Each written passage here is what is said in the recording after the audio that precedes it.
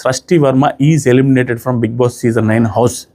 ఎందుకంటే ఏ impact create చేయలేదండి. కనీసం ఆ పుష్ప సాంగ్ కూడా డ్యాన్స్ చేయలేదు ఆవిడ. అది పుష్ప సాంగ్ ఒక మన మర్యాద మనీషు మాస్క్ మ్యాన్కి ఇద్దరికి చంకలెత్తి డ్యాన్స్, ఈ డ్యాన్స్ ఒకటే నేర్పించారు కానీ ప్యాంట్ 3 సార్లు ఇట్ట అనాలని. అది తప్పించి పెద్దగా ఇంపాక్ట్ ఏమీ క్రియేట్ చేయలేదండి సృష్టి వర్మ గారు. నెగిటివ్ ఇంపాక్ట్ లేదు, పాజిటివ్ ఇంపాక్ట్ లేదు, వచ్చారు వెళ్ళిపోయారు. నాకేమనిపించిందంటే పాపము ఆవిడ రావడానికి ఒకటే ఒక రీజన్ ఏంటంటే దేవుడు అలా రాసి పెట్టాడు ఆవిడకి.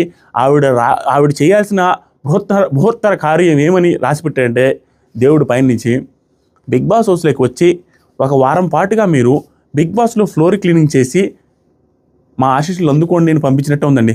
ఆ పుణ్యం కట్టుకోమ్మ, నువ్వు వెళ్ళి బిగ్ బాస్ హౌస్లో చేపలు చీపురు అవి తీసుకొని అది క్లీన్ చేసి రమ్మ అన్నట్టుగా పాపం అది క్లీన్ చేయడానికే వచ్చిపోయినట్టుగా ఉంది తప్పించి ఏమీ లేదు.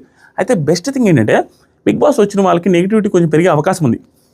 ఈవిడ వచ్చి వెంటనే వెళ్ళిపోయారు కాబట్టి ఆ నెగిటివిటీ కానీ ఏమి కానీ ఆవిడలో బ్యాడ్ కానీ ఏమీ లేదండి.